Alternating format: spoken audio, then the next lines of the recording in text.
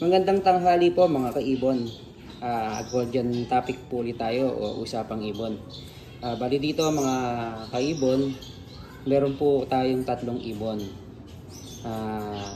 Tatlo pong yellowback na golden finch.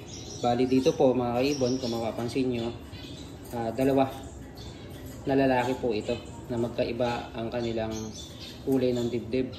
At dito naman po sa kabila mga kaibon, ito naman po ay babae na yellowback.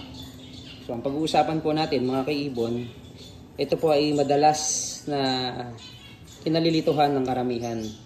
Dahil po nasanay po, lalo't po yung mga baguhan or bago sa pag-aalaga ng golden finch, bumabase po tayo sa kulay ng dibdib at sa belly part po ng kulay ng kanilang samitian. So yun po ang pagkakaiba sa dilaw. So, meron po kasi talaga na mga yellowback na sobrang tingkad din po nung kulay nila sa may bandang tiyan or sa belly, kahit na babae pa po ito. So, dito mga kaibon, kung mapapansin nyo, yung isa pong matingkad ang kulay, ito po kukunin po natin. Pasensya na po kayo kaibon sa aking carrying cage at sobrang makalawang, wala pa tayong pambili.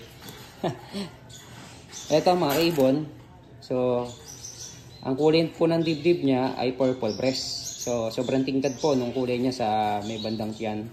Lalaki po ito mga kaibon. So, dito po, sa kulay na to, hindi po masyadong nalilito ang karamihan. Pero dito po mga kaibon, sa susunod na ibon na huhulihin ko, dito po, madalas nalilito ang karamihan. Dahil po, ang kulay po ng dibdib nito ay mga kaibon, ay lilac breast. Lilac breast po siya mga kaibon. So, ang magiging basihan nyo po dito para hindi po kayo malito ay yung pong kulay gray na nandun po, ito po sa may bandang batok. Kapag kaganyan po mga kaibon, lamang na po ang lalaki dyan. Ayan po. And ikukumpara po natin dito sa kabila mga kaibon na babae naman po na lilac breast din. Hulihin po natin. Pagkakaiba naman po niya mga kaibon, ito po ay blackhead. Blackhead naman po siya na yellowback. Yellowback na blackhead na lilac or purple breast. Medyo hawig po sa purple breast. Kung mapapansin nyo mga kaibon, sa may bandang batok niya, wala po kayong mapapansin ng kulay gray. Pero mas mainam din po pag nag-gender kayo, lalo po pag matured na ang ibon. Namamarako naman na po yan, lalo ang lalaki. Ayan mga kaibon, para hindi po kayo malito.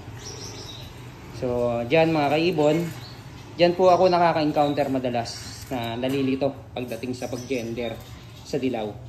Ayan mga kaibon. Yan po yung dilaw na babae. Kaibon, yan po yung dilaw na babae. At eto naman po yung mga lalaki. Yan po yung mga lalaki, mga kaibon na yellowback. So, sana mga kaibon nakatulong ako kahit papano. Happy birthday po, happy birthday sa mga kaibon. Salamat.